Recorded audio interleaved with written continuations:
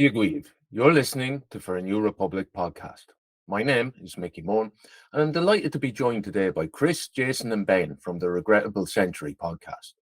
The Regrettable Century is one of the more interesting political initiatives coming out of the US in the recent years. They describe it as a salvage project, taking what is useful from the last 100 years of socialist theory, but attempting to imagine something new. In this podcast, we'll be discussing the political situation in the US, what led to the Trump victory, the state of the US left, and the prospects for a working class fight back. I really hope you enjoy.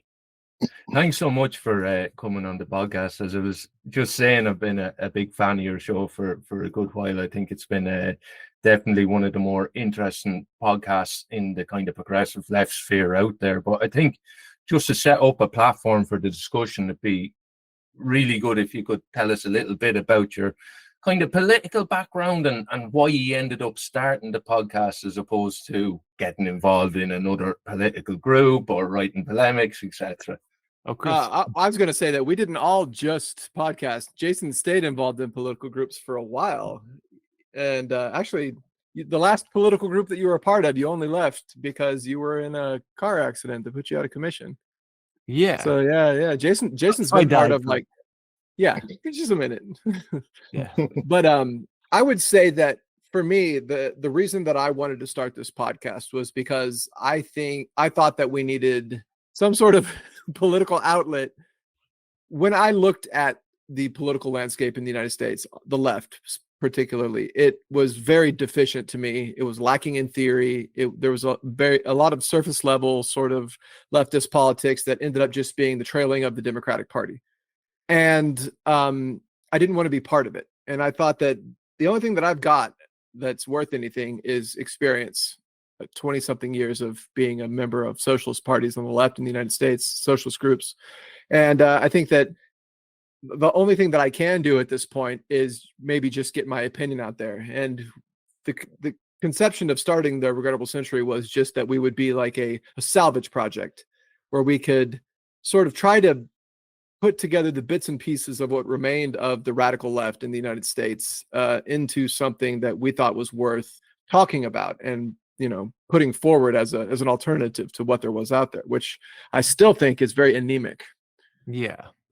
I mean, I share that opinion. I found that whatever I was part of, whatever, whether it was a campaign or an organization, there was never really any space to actually work out how to be.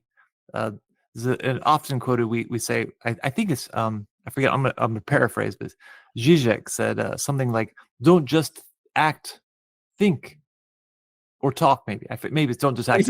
He said, "Don't just do something. Sit there."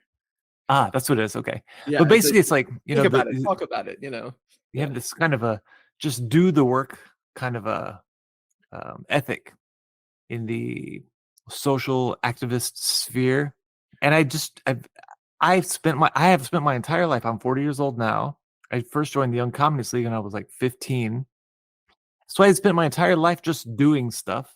I was like, what are we doing? Like, decade upon decade, and we just never could find any space to talk and think about how to do anything differently, or even just how to think about what already has been done. Doing the podcast was just a very natural thing. Just like, oh, finally we have some space to talk about things. And what we have found is that a lot of people all over the world are like, oh, good, finally there's a space to just talk about things. What about yourself, Ben? Well, I'm a later addition to the podcast. I knew Jason. I met Chris a long time ago, but I knew Jason better when we were in the ISO together in the 2000s. I guess I was a member in like 2010, 2011, and for various reasons, I kind of drifted away from that very particular iteration of Trotskyist politics, although it was on brand the largest socialist party in the country at the time, or for a moment. I think we had 800 members. Well, they advertised more than that, but there was an inflation of the numbers. The ISO is the sort of estranged cousin of the Irish and British SWPs, for those of your listeners who might not know. Right. So this Right. was around the period of Occupy. I remember getting involved in the Portland encampment that when I was visiting out there with my family, and yeah, for various reasons, I just kind of found myself uninspired with a lot of what I saw from the more hard left groups, and I sort of drifted apart. I continued to engage Marxist theory and found more independent communists in places like Santa Cruz, where there wasn't really a strict affiliation to a party or a group. But yeah, I think I've been really grateful to reconnect with Jason in Los Angeles. And this project's a dialogic one, you know? It's like, what have we learned from our various experiences trying to organize, witnessing the failed projects? I think it's literally this podcast is a product of a huge failed project. Yes. All right. Yeah. The investment This is the debris that's left over after a bunch of huge failed projects. Yeah. I mean, with the ISO particularly, that's like just a huge disaster. Well, I don't want to call it a disaster, but No, I think that's I'll fine. call it a disaster. a plane crash, a TWA flight ISO plane crash. And yeah, and then there was a lot of people from that organization that were moved to the DSA, which was an exciting moment in which you had For a little while. explicit communists engaging with segments of the sort of left liberal electoral movement and even the working class. But I've always been very, besides that moment, very exasperated by the lack of interrelation between our leftist milieu and the working class in this country, outside of Yes. labor, outside of specific labor unions. So that's Yeah. something we address in the podcast a lot. Why? For sure. Why is the left not in an ongoing relationship with the working class? I think one of the things I've certainly noticed about, and I don't kind of want to get this into just kind of bad mouthing the left as it exists, because there's obviously people doing a lot of good work, but particularly in socialist and communist groups, what you find there, I tend to kind of refer to them as time machine enthusiasts, that they're not engaging with the Yeah. present, but they have this biblical blueprint of what an organization should look like and what the steps and protocols that you need to work through are. And I'm just, when you're kind of having them discussions, you're just not sure, like, are they thinking about power at all? Are they thinking about how do we achieve political power? And by that, I don't obviously mean how do you kind of win an election or something like that, but just have influence beyond your immediate people in your small little grouplet or whatever. And I think that's something that gets lost very easily across the left, that you see a lot of people. I think it'd be a bit unfair to call them hobbyists, but people who've been doing something so long that they just, it's easier to keep doing it than to, like you guys did, take a big step back and reassess what are we actually doing and what are the outcomes. Because there's obviously the famous quote about the definition of madness being doing the same thing over and over again and expecting different results. But in terms of the role of podcasts, maybe to get your opinions on that a little bit in modern and digital space, obviously we know the far right and the right wing and conservatism have been kind of all over talk radio going back to the 80s and 90s. This is a format of discussion that has been well threaded on the right, obviously.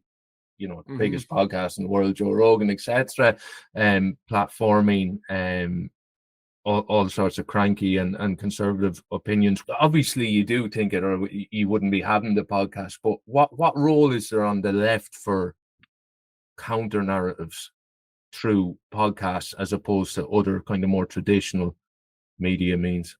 I remember, I want to say it was like in 2010, maybe, when there was a big debate inside of the ISO at our like national convention.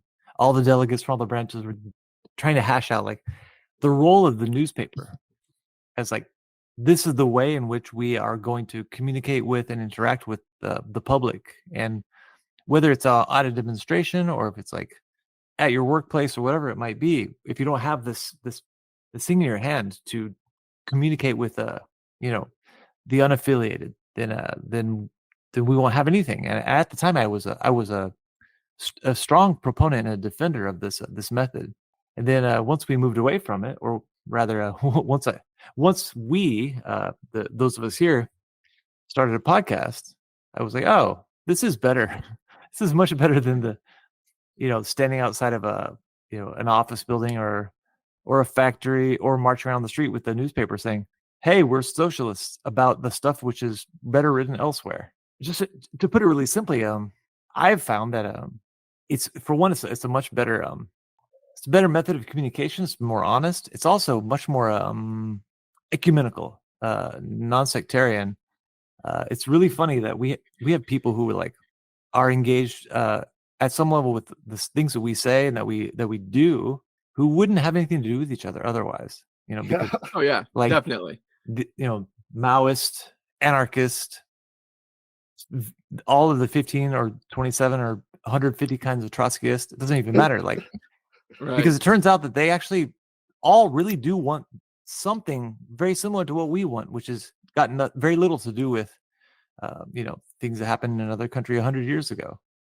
Mm-hmm. I've even got a friend who's formerly of the alt-right, who is still very much a right-winger, who listens to our podcasts, and he'll message me on Facebook every once in a while and kind of argue with me about stuff that we said, but that he actually agrees with us a lot of the time as well. And I think that putting forward a message in a way that makes it so that you're able to explain yourself in sort of a long form format without writing something, because people don't read anymore. In a lot of instances, people don't like to read longer form things. Having a conversation that people can listen to while they're on their commute or while they're, working out or whatever, I think is incredibly useful, because I know one of the ways that I consume long form content now is by a voice to text app that I have on my phone that I can, take with me when I go for a run or when I'm in the gym or whatever. And I think that it's similar to that. That's what a podcast is, except for that you don't really get to have debates between 2 or 3 people who basically agree but want to hash out the minor details in a long form article. So I kind of feel like it's a way of doing long form content that is more organic. Yeah. And I think that's useful. It's like if it was 1907 and we were in the International and Kautsky wrote an essay and then Lenin disagreed with it, then we would read back and forth these polemics. They would all get collated and put into the press of the International. And since we don't have that, we have this instead for now. Well, I just think of our opponent being in the early 1900s would have been Oswald Spengler or something like that, and then now it's Joe Rogan.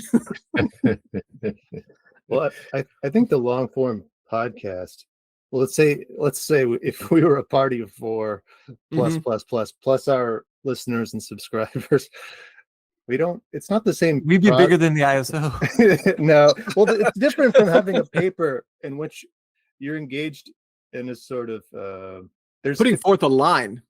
It's an evangelical prospect in which you're trying to convert someone in a kind of along a party line. There's a truncated or you have to engage in concision, which means you can't just have something open-ended. There are any number of things where the 4 of us don't have we have positions, but nothing is sacrosanct, really. Yeah. Anything can be looked underneath, and that doesn't mean we dispense with deeply held political conviction. It just means that we're not obliged to presume Lenin was correct on this or that in all instances. And so I think that opens up the lines for all the various and sundry parts of the left to converge and be in dialogue with us, because I think everyone's fatigued of this, from this sort of, it's like the ideological and sectarian infighting has become so overdetermined that it just has no meaning. And it's just time to get down to the root. And I think that's a shared sentiment on our Discord. Absolutely. And I think one of the things is the newspaper, the polemics, even the website, it's highly, highly curated. You mentioned kind of Yes. honesty of having this type of discussion where it's free flowing and you're not referencing what is the party line on X, Y, Z, that you're having a kind of open dialogue. And I think that's what interests people, maybe particularly younger people, rather than rereading the same article that's been produced every week for the last 50, 60 years in a different format. So yeah, I think that's really interesting what you're saying there, just about not having any fixed conclusions but wanting to engage in dialogue for the purpose of discovery, essentially. That's actually part of some of the criticisms that we've gotten about the podcast is Yeah. people will say, well, they're saying this, and wait, now one of the other guys is disagreeing with him, and wait, now the other guy is agreeing with the guy that he was saying the opposite thing of what he was just saying. It's like, yes, it's called a conversation. People have those and they change their minds in the process. It's like we really are open to like being wrong and changing our minds. In fact, if you go back to the very beginning of the podcast and you listen to it, you're going to find that we talk about and believe different things than we do now. Yeah, I mean, that's when we have a dialogue as opposed to engaging in rhetoric, it's think about what it means to be dialectical. So we have this dialogue and you say something, I say something, we both agree with parts of what each other said, we both think different things. As a result, it's not that I have won you over, now you have my position, and then that unified position moves forward to something else. It's just to be a big nerd about it. to have conversations with people, with each other, and with guests and with patrons, and reading and critiquing whatever, all these various pieces of different media. I think it's the only way that we can move out of our stodgy, stilted kind of straitjacket of ideas that, like you said, we could reiterate dozens and dozens of times over the decades and never get anywhere.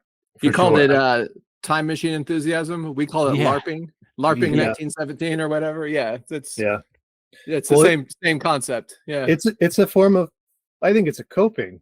Also, it's a form of, yes. I mean, it is political entertainment, because it is. We talk about nerdy stuff all the time, but Yeah, sometimes. And its history is fascinating to spend time there together and debate. That's important, but there's a difference between escaping the present and critiquing presentism. Right. Yeah. I think that's just kind of a natural result of the state of the left for the past half century, is to wind up in that ditch of it's like if there was a version of presentism that was pastism. It's like, that's where the left spends a lot of its time. For sure. I want to move the conversation on a little bit now and kind of speak about the political landscape in the US. Obviously, it'd be quite remiss to have some guests who are, of the left, progressives, socialists from the US, and not speak about the current political situation. So I kind of don't know where to start with it. Man, neither do we. I was going to say, if it helps at all, nobody does. Yeah. If you've been listening to the regrettable geopolitics, Chris and Jason can't even keep up. Yeah. Can't get it up fast. I mean, enough. that's just foreign policy. We don't even really touch on like domestic policy, which is equally, if not more, insane and chaotic. Well, yeah. And like every week I have a list of things I always like, oh, maybe we're going to talk about this. We'll get to this. And we just never do, because, the world is insane. And, the country that we live in is not, I don't want to say responsible for it being insane, but is influential in the way that it is insane. It's largely responsible for lots of the stuff. So I'll hit you with an easy one maybe to get us started. And that is, what led to Trump's re-election? This is actually an easy one to me, I think. Yeah. I mean, it's just the complete inability for the Democrats to advance a position that challenges the status quo at all. And even going so far as to eschew popular policy proposals that might have, helped them because they didn't want to upset donors. Yeah. For once, but a big one would have been the Gaza thing, where we find out later that a third of the people that didn't vote, was it a third? I think it might have been a majority. I don't remember the exact number, but anyway, a very large portion of the people that didn't vote in the election who had previously voted for Joe Biden did so because of the United States' policy in Gaza, supporting the genocide. That right there is possibly, it's really hard to do what ifs, but that might have been enough to tip the balance and get Kamala elected. And they had to have known this. They've got better polling data than we do. They had to have known this sort of thing, but they didn't care. They're like, no, we can't risk upsetting, the largest, one of the most powerful lobbies in the country. I said largest, but I'll just say one of the most powerful lobbies in the country. Well, and also we not just that we can't upset our donors, but we can't countenance the idea that there's anything wrong, and that there can be solutions that come from the people. If we open the door to this left populism for any amount of time, how are we going to shut it back down? Better to lose and lose and lose until such time that you're so sick of Donald Trump and then Barron Trump and then Barron Trump's AI, whatever, whoever is in charge for the next several decades, until such time you go, oh, fine, we'll give the Democrats a try instead. Yeah. Schumer will be relegated. Well, in some hysterical speculations, Schumer could be relegated to like a Chamberlain figure. I do think there's the other half, though, because the first half is people's disgust with the Democratic Party, where a huge amount of what we call voter indifference, which is voter apathy, which is the wrong term, I think. But the other half of the other half of the equation is people turned out for Donald Trump as well. Not only did people not turn out to vote, and that's what cost the Democrats the election, but people did vote.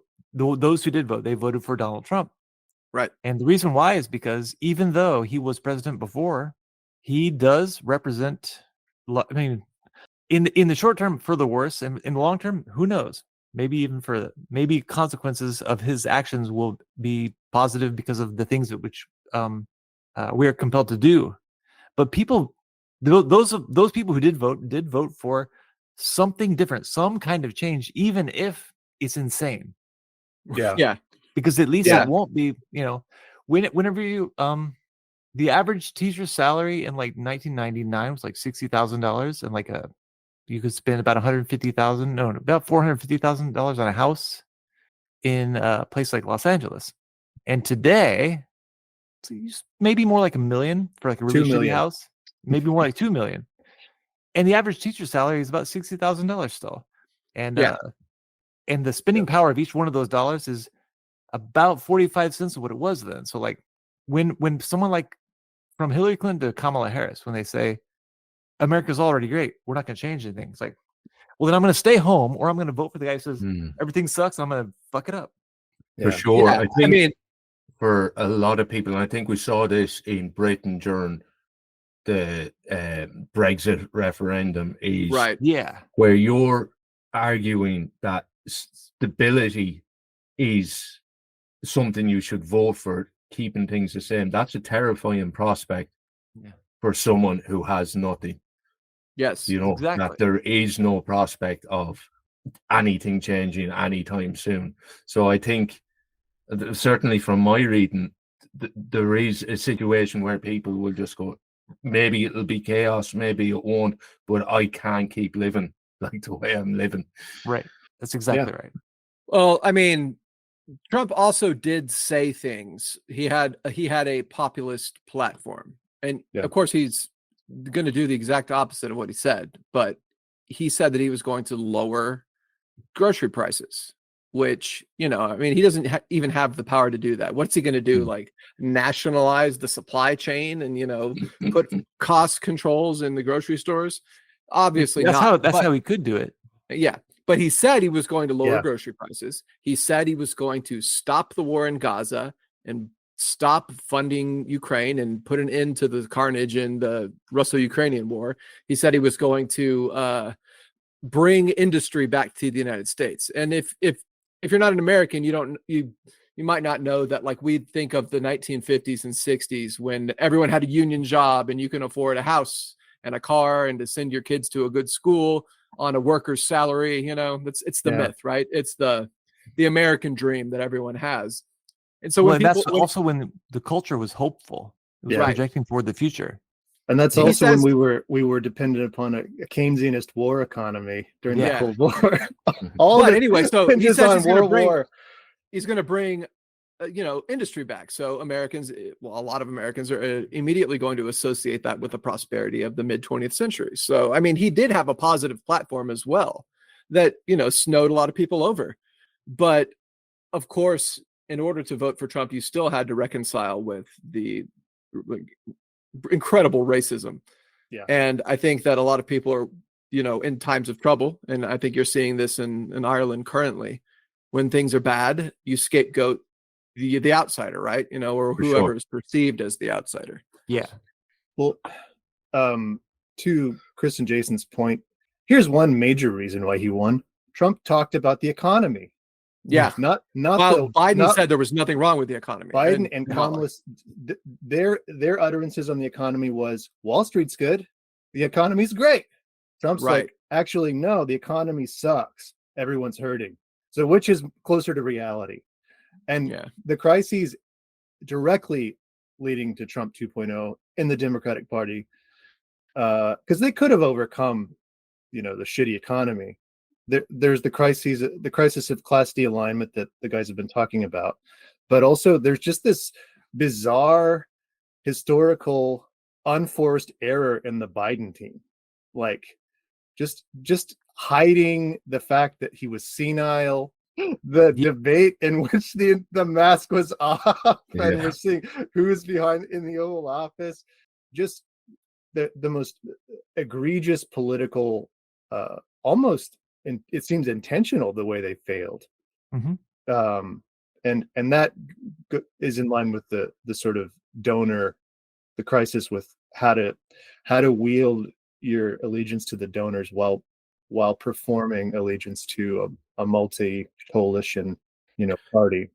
I also think that it's largely, it's misunderstood and it's underappreciated. But people in the United States today have nothing to believe in, and they know they have nothing to believe in. Generation X defined itself as the first generation with nothing to believe in. Well, the adults now there's two generations since that generation was the. Yeah. So we haven't had nothing to believe in for so long.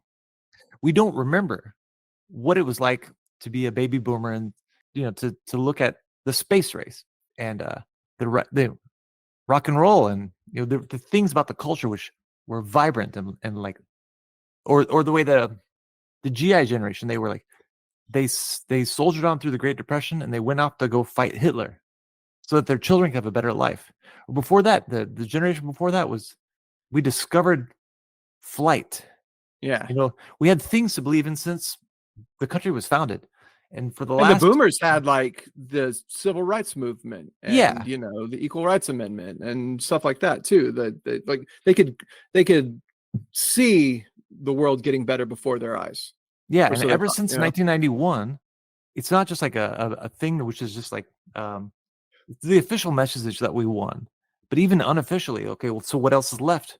What is the thing that we can look forward to? Right. And the Democratic Party and the liberal side of politics that say, oh no, nothing. Yeah. Everything's good. We're just gonna have this, but more, and it's gonna be better somehow. Yeah. And even if you don't really think that Donald Trump means anything that he says, and even if you don't listen to Steve Bannon's podcast, and even if you don't think that Elon Musk is actually going to go to Mars, at least these people are projecting something. You can believe in something for the first time in your life. Yep, for sure. I do listen to Bannon's podcast quite regularly, and I find it really a fascinating character, which I'm sure we can all agree he is. But one of the things he does in that podcast, it's never about him. It's about you, the listener. Yeah. and it's Yeah. about empowering this movement. And he goes, Steve Bannon, no one's going to remember Steve Bannon in the footnotes of history. What they're going to remember is you've given us this victory. And it's classic propaganda, but it's in a world devoid of that kind of empowerment. You can see how it has such legs with sections of the population. Well, Bannon's politics, that's like one wing of this bizarre amalgam of the Trump movement, right? And he in some ways represents the more collectivist Yes. tendency. Yeah, very much. Absolutely. He's of the populist right portion that I don't really gripe at people for calling fascist, you know? Yeah. Yeah. Yeah, whereas Trump, when he talks about doing things like relocating all the population of Gaza so you can build beachfront properties and like hotels, Donald Trump is the perfect representation of what Otto Bauer called the naive cosmopolitanism of the bourgeoisie, where Steve Bannon actually is a populist. I mean, of course he has it's racially inflected, and of course his economic nationalist is very chauvinistic. Something about what he talks about is it touches at your real concerns in life, and it even approximates something beginning to sound like a solution. Right. And there's more to Bannon than just racism, right? Which is definitely a part of it. Like what mainstream Republicans and even Democrats in a lot of instances will demonize immigrants as sort of the method for fixing whatever the ill is, right? It's like, oh, it's the immigrants. They're causing wages to go down because they're willing to work for less. So we got to get rid of the immigrants. That'll be one way to project a solution, but that'll be it, whereas people like Bannon will have a collectivist sort of solution. Sure, the immigration problem is bad also, but what we need to do is rebuild our civil society and, things of that nature, things that I actually agree with, not the racism part, but like rebuilding civil society and having community and having, knowing your neighbor again and stuff like that, which I think is a dialogue that's been completely taken over by the right wing that is not right wing, Yeah. Bannon has an authentic investment in developing the grassroots, like you're saying, Mickey. It's not just a sort of faux grassroots, like Koch brothers style, wielding from above. He actually wants to instigate power from below. It's just that he wants to, he's very particular about the power from below that he instigates. Right. It's for nefarious purposes. And he misaligns himself and maybe even the more genuine parts of the MAGA coalition with people who are going to obviously betray it, like right away. In the same way that lots of Bernie Sanders supporters, the DSA types, right? Well, so if we did get Sanders, I guess we just have to pick the DNC. We have to go with the DNC candidate, Hillary Clinton, Kamala Harris, because that's better than Donald Trump. And I'm not even sure if that's true. But more to the point, the people who believe in different something ways are just looking for whatever the lesser evil is. And for Bannon, the lesser evil is Trump, and the donor class of the Republican Party. Just like for me, or people like me, the lesser evil was Joe Biden. Either way, your belief is easy to sell out. It's very easy to sell to the people that you ally with who don't believe in anything. For sure. And I think, just staying on Bannon for a second, and I've heard the term used, be curious to get your thoughts on it, of post-racial fascism, where you hear Bannon talking, like, we know Bannon was a key part of Breitbart. We know how much he was involved in disseminating horrifically racist kind of stories, kind of untruths, etc., for the longest of time. But it seems like one of his skills is to pivot when the writing's on the wall. And he pivoted really quickly into the Black and Hispanic working class, particularly males, coming to Trump. And they're part of his kind of calculations now, and you can hear him talk about it a lot on his show.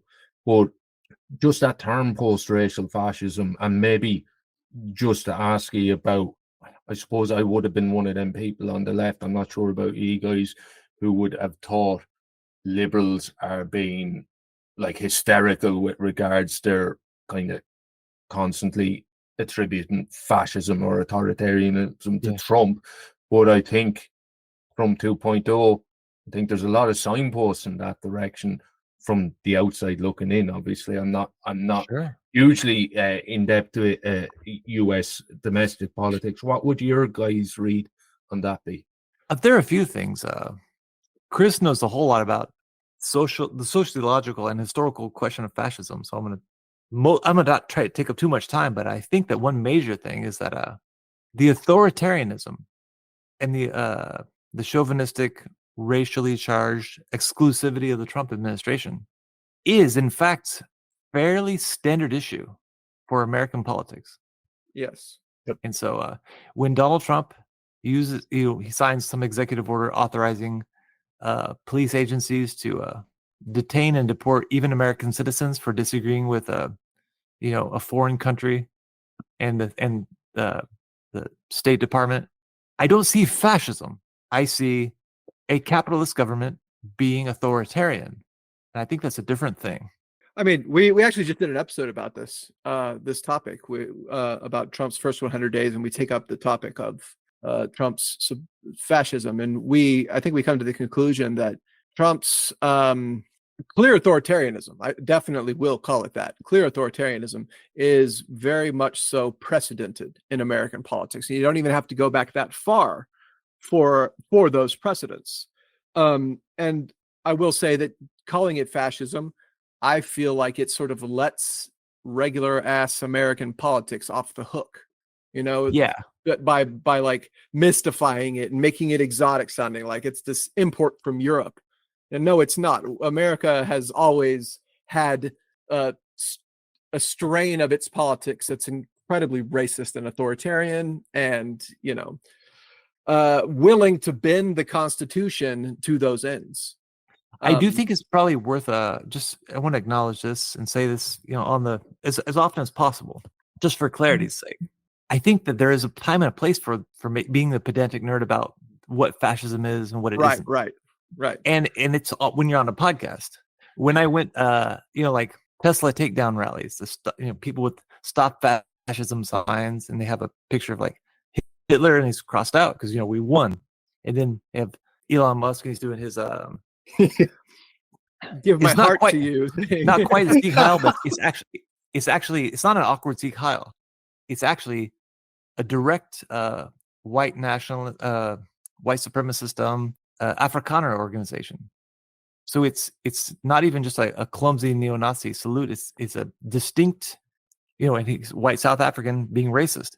But either way, so there's a picture of that, and it says "Stop Fascism." It's like, you know what?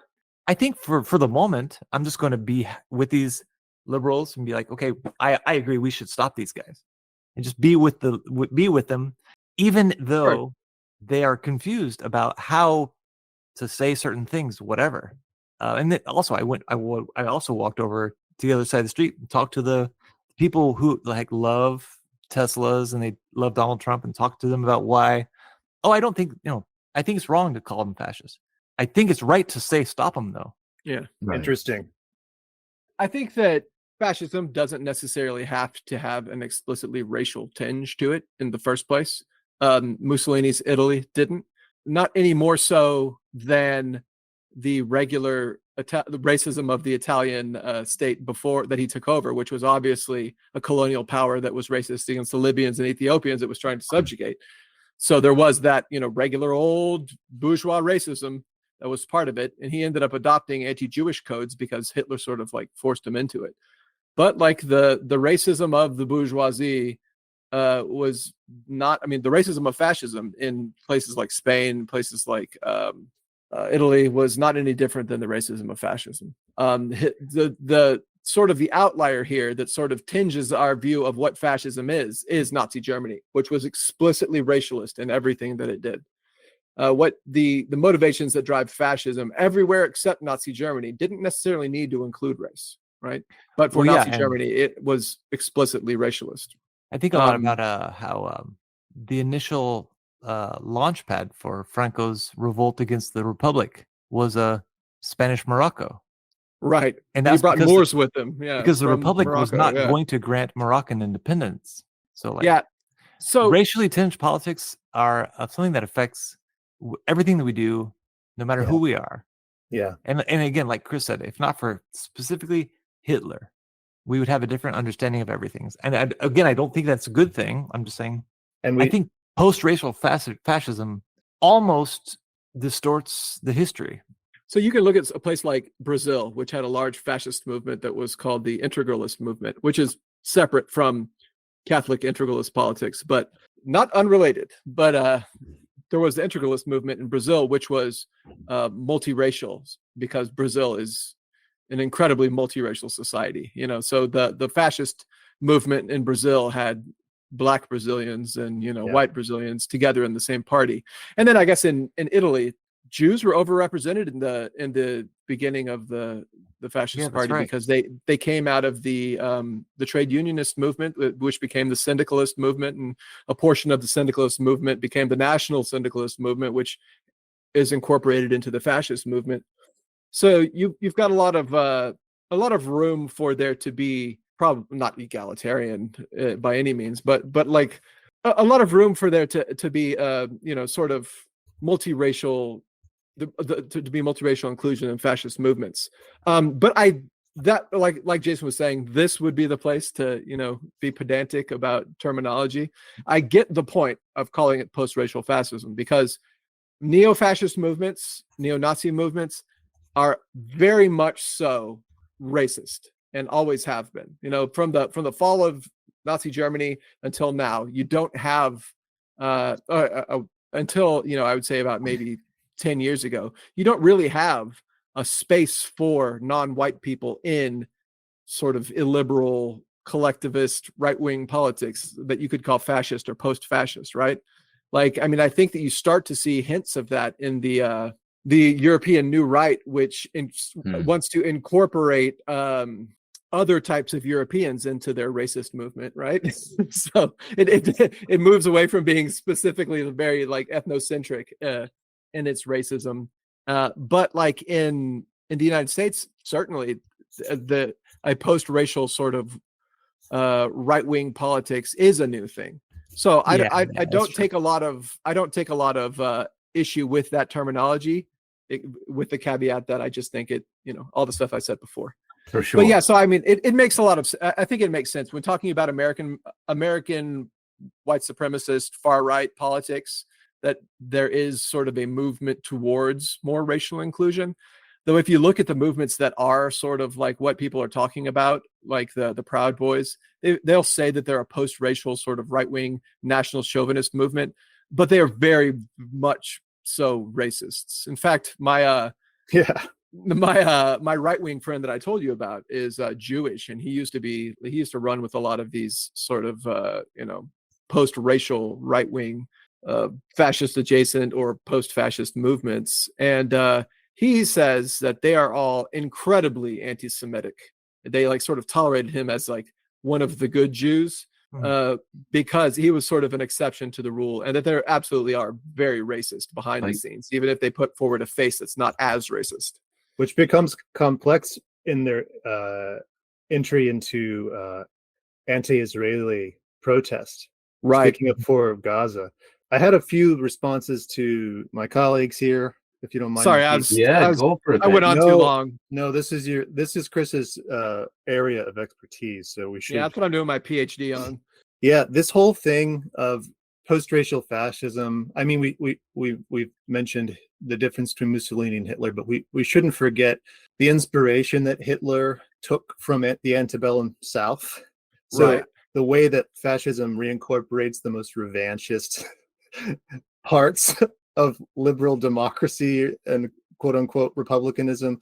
Also in Brazil, going back to your point about Bannon, Mickey, like there's a real politic to racism and to fascism. I'm thinking of Noel Ignatiev's famous book, How the Irish Became White. Yeah. Like you have to keep updating your metrics and qualifications in order to shore up power and control populations. So this in the Brazil context, they have a very different conception of what white is. for very real politic reasons, right? That Yeah. doesn't translate directly into the United States. Back to the fascism, whether or no question, I'm going to say something kind of provocative, which isn't out of turn with what Chris says many times, but like to the degree in which American fascism is in fact on the rise within this large soup of MAGA, I would say it directly is correlated to the sort of overwrought overusage by the liberal left of the accusation of I fascism, forgot to talk about that. Yeah. which hollows out the very Yeah. meaning of the term and allows it to ascend unseen Yes. in the guise of other things. So I would certainly argue that even though there's a long tradition of the most insidious kinds of scientific racism in the American, genealogy before the 20th century, of course, that could maybe be reincorporated into a fascist project under the auspices of many other things, and that could be happening now.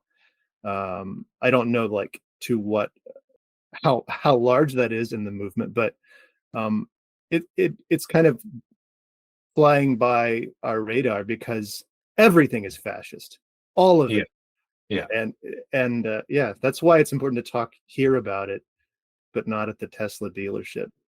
Interestingly, though, I do think there's a lot of alignment between the different protests, as Jason said. They're just kind of like stuck between different rhetoric. Right. For the purpose, like, just real quick, because I know I've been talking too much. Going off of what Ben said about the overusage of the term fascism, to the point where it's like devoid of meaning now. Everyone calls each other fascist when they don't like what they're doing. There's the conservatives constantly call the radical left fascist because of Antifa trying to shut down speakers on campuses and stuff like that, or just students being rowdy. That's fascism because that's what the brown shirts did or whatever. So it gets thrown that way, and it gets thrown at Like, it's a fascism is when you're not allowed to do stuff. Yeah. It doesn't matter what it Fascism is. It doesn't matter why. is when a cop yells at you, or fascism is when Donald Trump is mean to a mentally handicapped person because Hitler had them gassed or whatever. So it's just like, it's sort of an overusage that makes people roll their eyes when they hear it, and because it's sort of evacuated of meaning, it's like the boy who cried wolf or Chicken Little or whatever. That For sure. And right. So when it actually comes around, no one recognizes it anymore. Yeah, and in our sort of leftist doctrinal inheritance, we can trace that back to the new left and to the old Stalinist left. Yeah. For sure. And I think that's like, it's interesting because there's certainly a parallel in Ireland now where for the last maybe 5 or 6 years, everything was far right. So any kind of concerns about immigration is far right, up to outright racism is obviously far right. But essentially, because there isn't a history of far right movements within Ireland, what you have is loads of people saying, far right, what's far right? I suppose this is far right. I suppose that is far right now. I suppose I'm far right, until the point they're actually on a far right march shouting, get them out. And they go, oh, I suppose this is far right now. And it's like, Yeah, yes, it is. But every step along the way wasn't necessarily far right, but it was just so overused that it's now obviously become devoid of any meaning. So I see where you're coming from there. I do want to move the conversation on a bit here now and just kind of talk about maybe potential for pushback within the US, like for, I suppose, the current state of progressive working class politics. And certainly, and I suppose first Trump term, you saw like loads of protests on the street, all quite, I suppose, liberal identity politics type motivations for being out on the street in a lot of cases. And it seems much more muted response this time around. Would you think that tendency within, let's say, the progressive movement has been just utterly crushed, or are unable to have the political cohesion to respond to what's going on? or what's your guys' evaluation of why there doesn't seem to be the pushback that there was the first time out, 2016? I think among some other things, both of what you mentioned, those are both parts of it. Like there aren't any epicenters of a hegemonic kind of framing and discourse. Like there aren't just not just that there's no party and there aren't just parties, but there's no even broadly collective activist milieu. Like in 2016, there was the Bernie Sanders moment and the corresponding DSA, and there was still the holdover post Cold War sex that kind of merged into or flirted on the edges of both the Bernie Sanders moment and the DSA, and also the Democratic Party and the academic liberal left had popularized this kind of narrative about this identity narrative. So you have all those things together, and then they express themselves in these very punctuated moments, in like the Women's March, the protests about the Islamic Muslim ban. the Muslim ban, yeah. And so those things just don't exist anymore, because the opposition, the formal opposition in the 2024 or the rematch, was that the DSA had already been entirely reabsorbed and entirely defanged in terms of aesthetically, but also like in terms of the human material is just not there anymore, because that's a consequence of the increased atomization of our lives. Partially, it's a habit we've absorbed and maintained in the post-COVID world. It's like we have the young people who didn't come into adulthood with the same kind of person-to-person experiences. So like when I was 18, 19, it made a lot of sense that if there's something that you didn't like, you wanted to find the people who didn't like it too. You would go to a meeting with them. You would talk with them, and you would say, "Hi, I'm so and so. I also don't like this thing. How do we get more people to this meeting next time? What we should do is we should all gather together in public, and we'll advertise this notion. We'll talk about it in advance, and we'll talk about it with people, and then we'll talk about it afterwards."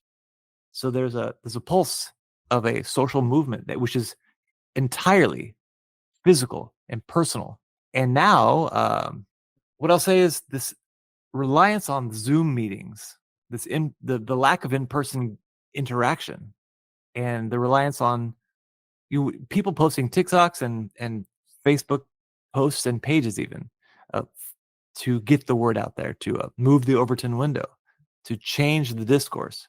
We don't meet in person, and so there's nothing about this moment right now which is in any way like 2016, 2017, other than the fact that people are still upset, they're still discontent, they're just not, they're both not meeting together, and also that there's no central there's no place from which the narrative comes in the first place. There's no hegemonic countervailing institution to the thing that people are mad about. I would say also that a lot of the energy that the left had was just funneled into the Democratic Party. Yeah. There was sort of a counter, a pole of attraction within the Democratic Party around Bernie in the 2016, the 2020 elections. And what we saw was that the people that were attracted to that pole of attraction were told that they're racist and they're sexist and that they are unrealistic and that they should get out of politics, and that the energy, that this massive upswelling of energy that was around the Bernie movement was either complete. Those who weren't so offended by the fact that they were called sexist for not wanting to vote for Hillary Clinton or whatever, were just siphoned back into the Democratic Party. A lot of them just dropped out of politics altogether. And, they're millennials, mostly millennials, and the older Gen Z types. So they have jobs now, they have kids, they have, they don't have their ear to the ground when it comes to politics anymore. That's one thing you find from being in activist organizations for more than half of your life is that people grow out of their politicking season, and that happened to a lot of these people, and the human material that's coming up behind them doesn't have that collectivist sort of orientation that we've mentioned. That everyone talks about how radical Gen Z is. Oh, they're so radical because why? Because they watch TikToks about how trans people are good. And that's fine or whatever, but that's also not politics, and it's not like being engaged, and it does not make a basis for collective action. Yeah, and I think about like hell, I had this debate with one friend who's like 45. He used to be a member of the United Steelworkers, and he was a member of the Communist Party. And another friend who's a communications professor, and he's an anarchist, and he's a lifelong anarchist. And so, I won't go into detail about this, but it's pretty obvious between those two positions which side I leaned more on. And what we were talking about was what the role of the trade union is today. The former steelworker and the communist had a basic contention that the trade union is a necessity for the actualization of the actualization of the democratic spirit. To the Republican ethic is most personified by the trade union. And whether or not you are a communist or you just think that we need to make the world a little bit nicer to whatever extent we can, short of the trade union, there's literally no mechanism to do so. And the anarchist friend is a very dear friend, but the anarchist friend, I mean, he just didn't see it that way. And he couldn't think of a good argument for joining a trade union. But he does think that young people are progressive now and they're more radical, and they think these things because they're saying these things. So you could even see in real time the same generation that there's an ideological split, and the communist collectivist material in-person ethic and the anarchist liberal vibes-based immaterial ethic very much on display. And it's one of them won and one of them lost. Yeah. I don't mean this debate between friends. I mean, in a historical sense. Yeah. Yes. Well, I just want to jump in here and say this sort of fault line between like social media and politics on the ground is, decades in the making. Like I'm remembering Occupy and the on the ground movement, and then the on live movement. There was a reciprocal relationship. They one fed the other and vice versa, and that goes prior to that. The Arab Spring, for all its complications, had Twitter played a very large Twitter revolution, right? But it did play a role in mobilizing mass politics, and I think all of that was, first of all, this is affecting the entire world, society, not just the left. This phenomenon of what social media is doing to our brains and cultures, but all of this kind of reached a decisive apex during COVID, and still with George Floyd, it created a mass political movement. With regard to, so I think there's a lot of complexity still. Right now, we're in this horrible place. Part of that has to do with like what they described with the Bernie moment and like all that mobilization, which was it was a real movement that had a very large social media footprint, and this whole generation of people invested themselves in different terrains. And then what happened? Bernie led to Clinton, led to Trump. Bernie led to Biden, led to Kamala. Like, why should they invest themselves in a politics where that is the outcome?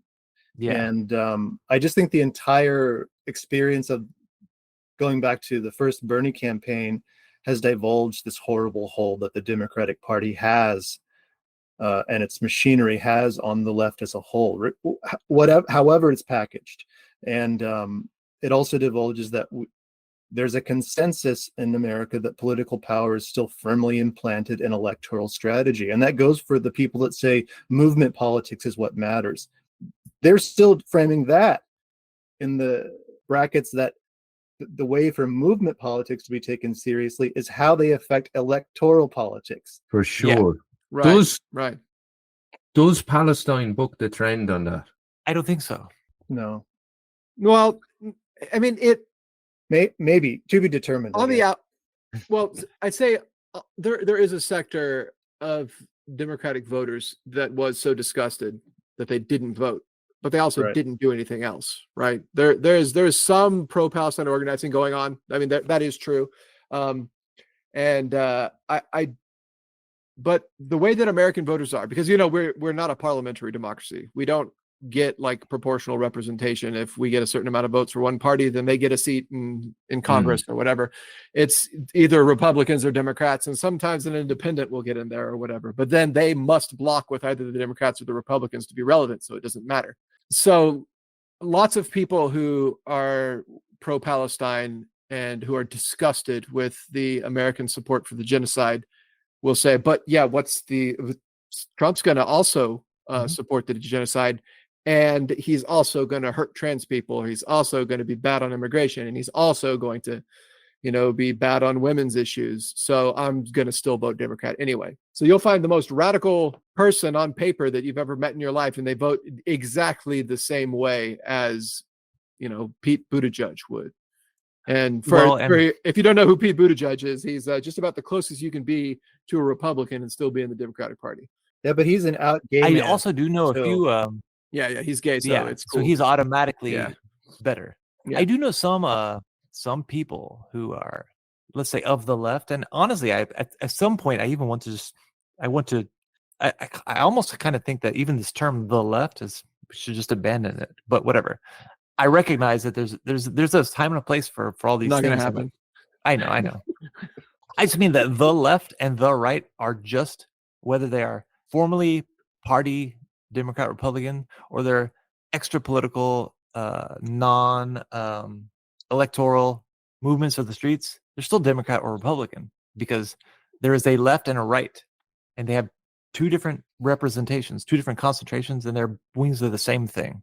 Well, I want a left which is not the Democratic Party, but that does not exist currently. I don't like this the way that a lot of people will say, "Oh, I'm not a liberal, I'm a leftist." Like, no, that doesn't mean anything. That distinction is meaningless. You think more left than a liberal, and so what does that mean? Well, I'm going to vote for the liberal, and I'm going to support all the liberal causes. And I'm going to be mad when the liberal doesn't do the things which I want them to do, because they're a liberal and not a leftist. It's like, so then you're just, whatever. That's what it means to be a mad liberal. Yeah, but I know Ben has tried to say a few things about this. Well, so sorry, I'm sorry. No, sorry, I'm the one. The reason why I first spoke up is because I want to say I do know some people who are formerly communists or whatever the hell, whatever they imagine that they're going to personify and embody, despite the lack of any kind of collective in-person entity gathering, whatever. I know people who have voted for, who did vote for Donald Trump because they think, well, even if it's worse, it's at least different. Yeah, and I definitely don't countenance that. I would not say that it's not something I'm interested in promoting. I just mean to say that the state of working class politics is so much more dire than just there aren't enough unions. Well, I have to make a confession, that I am a communist. Explicitly, I claim that. However I vote in our system does not and cannot define my politics. So I do exercise the vote strategically. It has no real bearing on my political beliefs or horizon. And that would be the case for regardless of who I voted for. I mean, I'm not an accelerationist, so I didn't vote for Trump, but those people do exist. For the best. But in this, they do exist. They do exist. In ours, it's not just defining your radical bona fides by abstaining. That's not really the conversation we're having. It's that it's not just a critique of electoralism in the American context. It's that our system in particular is so wholly captured by two wings of capital. Yeah. the Democratic Party is the specific, target of our critique, more than just a sort of anti-electoral writ We're large. not anti-electoral. Yeah. It's by just that any means. we don't have the option for something else. We don't actually have a democracy like in other countries. Well, yeah, we're so not anti-electoral that in 2016 and in 2020, I block walked and phone banked and hosted parties to gather donations for Bernie Sanders. There was a time in which there have been a few times in my life so far where an expression of my politics was best made through this wholehearted support of a Democratic Party political candidate. But it's just that's not every year. Hell, that's not even. I'm very lucky it's happened twice in my lifetime. Yeah. It might not ever happen again in my lifetime. That's the only time I ever voted for a Democrat is when I voted for Bernie in the primary. And that was very much so a strategic vote. I didn't believe in Bernie like a lot of my comrades did. I saw him as just a possibility for rupture and just reinserting class politics back into the discussion. I didn't know where it was going to go. I was doubtful it was going to be like the beginning of Hugo Chavez moment for the United States or something. But but you supported Bernie very much in the same way that a lot of people supported Trump. It's like, I don't know where it's going, but I want it to be something different. And you did ask another question, which was about what do we see as what are the potential places for pushback and for working class organization? Yeah, and we've mostly just been talking about how crappy everything is and how how screwed we are. That's our brand. I think that sort of flows into what I think there is to be done right now. When it comes to expressions of places to push back, there is this sort of burgeoning anti-oligarchy movement that's being pushed by Bernie Sanders and Alexandria Ocasio-Cortez right now. And of course, it is really a sort of launch party for AOC's bid to take control of the Democratic Party. But that's not all it is. It's also sort of an attempt to rebrand democratic politics with Bernie Sanders' lifelong sort of what he calls democratic socialist politics and what I would call sort of New Deal liberalism. Yeah. But it is a place where people are gathering to express their class anger at the rich and to call for a renewed working class politics. So I think that there is potential there for it to become something more than what it is intended to be, because that's the way class forces generally tend to work. Like I'll put the caveat there that I don't have faith in AOC or Bernie, especially not AOC. She's proven herself to be a political animal that is well suited to democratic political life. And they've also been abysmal on the Palestine question. For sure. Yeah. So I'll put that caveat out there, but I will say that in spite of what they intend to do, there is potential for momentum to turn the anti-oligarchy movement, as they're calling it, into something else. I don't know what that would be, but I don't want to poo-poo like a genuine expression of class anger. Yeah, I think I would endorse all of that unequivocally. And then I would also say that I'm going to use this platform to make a final word on this debate with these friends I had the other day, and neither of them are here, which is that and they probably won't listen either. They probably won't listen. But you have to join unions. You have to join a union.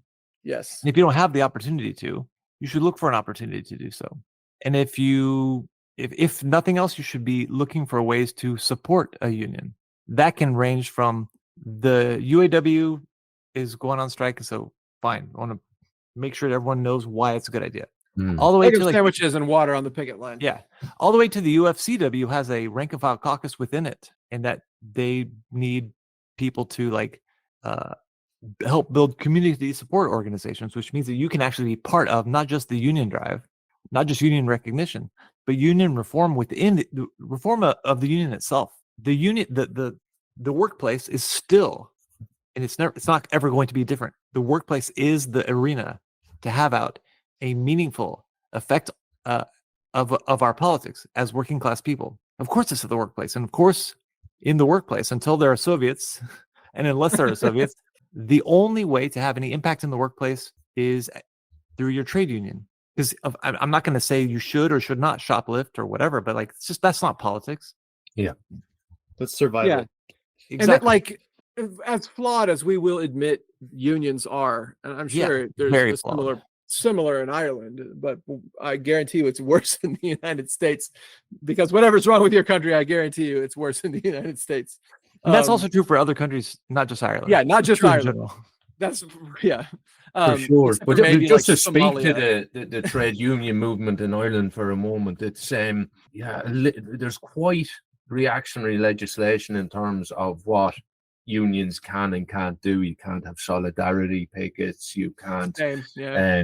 And they have, obviously, you guys are probably aware, in the 2000s we had a booming economy here known as the Celtic Tiger globally, and the unions bought into the concept of partnership with the government around that time, where it was all to do with indexed pay rises, etc. So this kind of partnership model of trade unionism has been prevalent in Ireland now for probably 25 years, where it hasn't been, and trade unions broadly, with the exception of a few notable unions, been antagonistic with either employers or the state. So I think that, the trade union movement is imperfect everywhere. We're well aware of that, but I think that is still no reason not to involve yourself in your workplace union.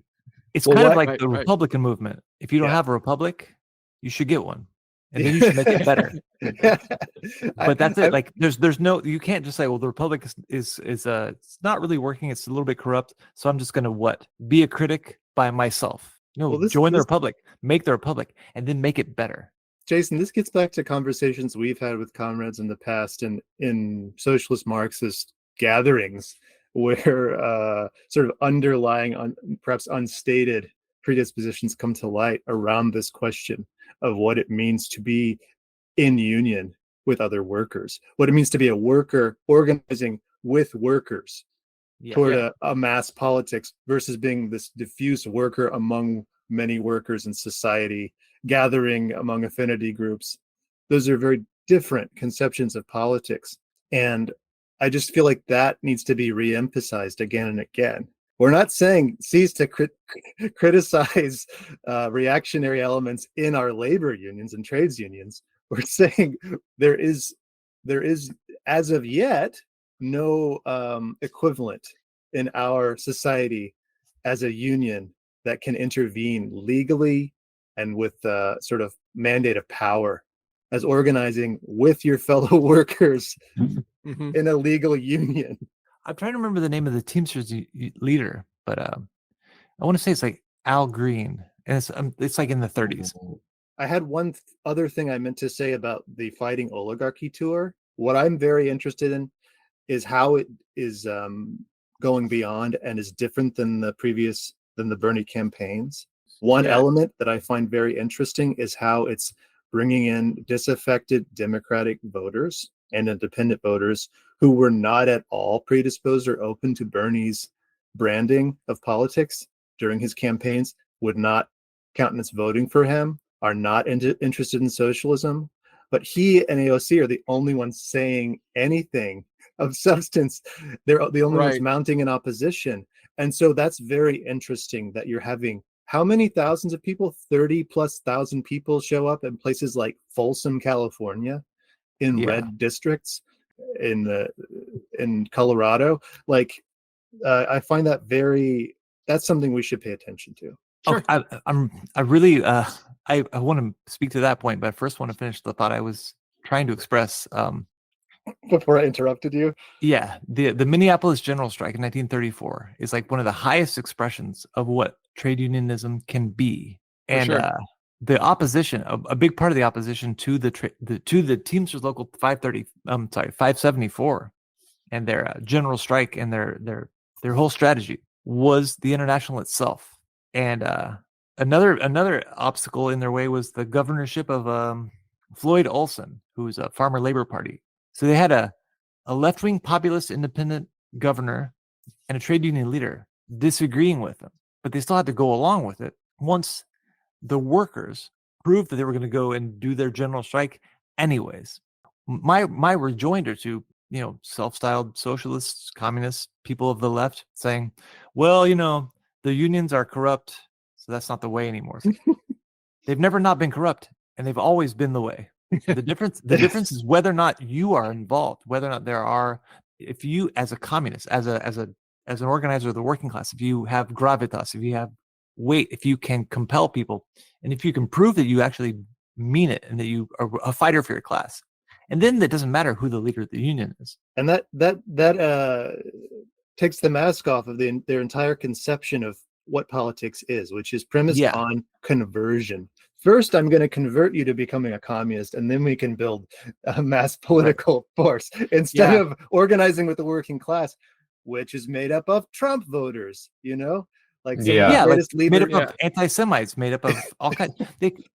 What is your model for organizing the working class? Is it focus on the family, or is it the Bolshevik Party? Is it the union, or is it are you having are you going to go down to Pensacola for the revival? Like this point about conversion is really these important. references might be lost on Irish listeners, Jason. Oh yeah, I guess that's true. One or two there, but yeah, I think that's an interesting thread to pull apart there. I'm just conscious of time and we'll kind of start wrapping it up now. There's a good few questions I didn't get to, so hopefully we can catch up again another time. But just kind of pulling that thread a little bit, Jason, about kind of that genuine working within the working class despite people's perceived prejudices or maybe their ideas that you might find personally distasteful, but the necessity of doing that work as opposed to meeting in small rooms of small numbers of people who think exactly alike, just talking to each other. Potentially like we're doing a little bit here now, but hopefully a few more listen to that. But just the importance of that work, because I think, and you guys alluded to it a little bit earlier, the nearly kind of elitism might be a term of sections, swathes perhaps of the left that just are about step one is you have the right ideas before we go to step two, rather than step one is where you meet people where they're at, step two is the struggle, and maybe step 5 or 6 is where we all have the same ideas, but it's not the starting point. And I think this might be something big, and maybe social media plays into it hugely as well, because just the way the discourse and culture wars are, you were either 100% one way or the other way, where the true people live their lives in the kind of grey areas in between. So I'd be interested to hear all your takes on that notion there about how, as socialists, Republicans, communists, whatever we all are here, engage with the class, our class, in our workplaces, in our neighborhoods, and have that real life connection before we go, have you read X, Y, Z? Well, I always refer to this as sort of like the Protestantization of politics, where you these are the articles that you must agree with in order to be with us, and you're going to be subject to your comrades constantly holding you accountable for whether or not you actually truly hold these beliefs, as opposed to a more Catholic way of approaching it. It's like you go, you say the words, you kneel, you do the sign of the cross, and then you leave, and you're still a Catholic the whole time, and no one asks you, do you actually believe it? Do you believe it? Do you? Yeah. Well, and the other thing about the Protestants, it's orthopraxy. You do the thing. You say the words, you do the thing, and the belief comes in the doing. Right. Supposedly. Well, and it's very funny. It's very apt, this comparison to the Protestant versus the Catholic way of organizing and expressing your faith. It's like, oh, I don't like what Pastor Bob says, so I'm going to go down the street and found my own church. We're going to be the Second Baptist Church. We're going to be the Real Methodist Church. We're going to be the whatever. It's like, there's one kind of Catholic church. There are 30,000 kinds of Protestant churches, and that's a very similar problem with the left today. There was a socialist movement, and within the socialist movement, you might be a national socialist, not a national socialist, but you might be more nationalist. You might be less. I don't know. You could be more reform oriented. You could be explicitly only revolutionary, no matter what. Like, you don't countenance any attempts at reform. Yeah, you could be a syndicalist. You could be an atheist and a You only scientism only, or you could because of your faith you could be compelled by the tenets of your faith to accept that a socialist mode of production is the only way to actually live as Christians. But we're all socialists, and we all have this expression in the Socialist Party. And today, there's at least 6 socialist parties potentially here in this 5-person call, because each one of you could represent your own, and then I could represent a new one, and then I would change my mind and start a new one again. Yeah. Because politics, that's just whatever I feel in any given moment. It has almost nothing to do with what I want to do, what I actually am trying to achieve in the world. But how do I feel right now, today? Right. Politics, it has to be the pursuit of power. Yeah. That's what politics is. Anything that doesn't serve that objective is not politics. So, I mean, like, getting people to realize what their self-interests are is an enormous step towards pursuing power. You know, we don't recruit people who agree with us and then convince them after they agree with us that we have to do something. You meet people who they're hungry, they can't afford groceries, and you say, well, you know, there's a really good reason for this. It's because of XYZ. You meet people who oppose war, and you say, well, you know, war is profitable. You know, what are you going to do about it with these people in charge? You meet people who have an interest in changing the way things are, and you convince them, well, you see, we're the socialists, and we're here to do that.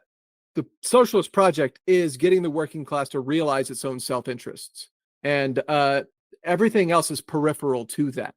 So if we bring in people who don't, this is one of the main reasons why I oppose shibboleths on the left, right? Like, if you have somebody with bad ideas and you bring them in, you say, well, we're going to convince you along the way that your ideas are bad, but you're convinced now that fighting against capitalism is necessary, so we're going to do that, right?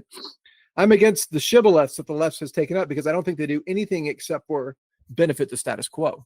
And when it comes to organizing, you organize in your workplace. Like, let's say you're starting a union in your workplace. You don't say, well, I'm not going to give that guy a union card because he used an anti-trans slur one time, so, you know, he can't be part of the union. And I'm not going to like that guy because he expressed how he thought that maybe Trump had some good ideas when it came to immigration. No, those people all have to be in your union with you. And when you go on strike, you're united as one, and you have the same self-interest. And you can convince them along the way that their petty prejudices don't actually matter, because when we're a unified class, you know, when we're a unified class, we can get things done. And that everything else is just divisions put in the way to keep you from unifying as a class. That's sort of always been the socialist take on how to overcome the prejudices that exist between races, genders, whatever. You know, is that you unify, and in struggle, the barriers begin to fall away.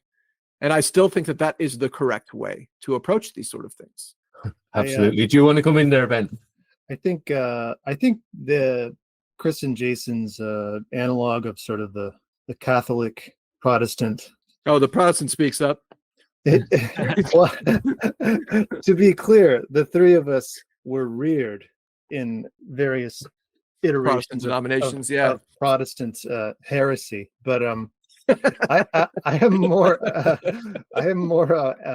a believer at large in the world. I haven't returned to any definitive orthodoxy, but I sort of recall, this is appropriate since we're speaking to an Irishman. Many years ago, I read Portrait of the Artist as a Young Man, and I recall Stephen Dedalus, when he's losing his faith, is discussing with a friend of his about it, and the friend is much less concerned about Daedalus's potential atheism than he is with the danger that he might be converting to Protestantism. And I think the underlying graveness of that concern is coming from the detachment of his sort of from the relationality of the community in the sort of Catholic sense. He refers to elder community members who probably never believed in God, but they're still a part of this orthopraxy that Chris speaks of. And I think that relationality, there's almost like a proto-ecumenical quality within the orthopraxy of the Catholic Church, in which you're surrounded by people who probably don't believe what you believe, but you're sitting in the Yeah. same pews or whatever. And I think that is There's something beautiful there, if you ask me. there is, and I think there is a really astute analog to how we should think about socialist politics. Yeah. We got to overcome this horrible default into only having a self-selected relationality to a like-minded milieu. That's the thing about being a Catholic or being involved in working class politics. You're around people who don't have the same beliefs as you, who don't have the same backgrounds as you, who aren't a part of the same faith practice as you, who believe very different things around cultural issues as you. It's not the answer to cut them off from you. That is not how you even overcome what you think of as like a disease in the heart that needs cure. You continue to be in relationship with them. That is how you attend to these issues, and that is also how you build a real politics that can be enacted in mass, which is what we need. Politics that doesn't have at least a premise of establishing a mass basis has no purpose. Right. I couldn't have said that better myself, Ben. I think that's really kind of solid, and I think actually a good note to leave it on there. So I just want to say, Guramila Mahagib, thank you very much for your time. Really appreciate you taking time out early on a Sunday morning, as it is there. A little bit later here. If to feed me children, they'll be looking for their dinner now in a minute. Yeah. So thanks so much for coming on the podcast, and I hope to talk again soon. Very Absolutely. much so. Thanks for having us. Thank you. It's been a lot of fun. We should do it again.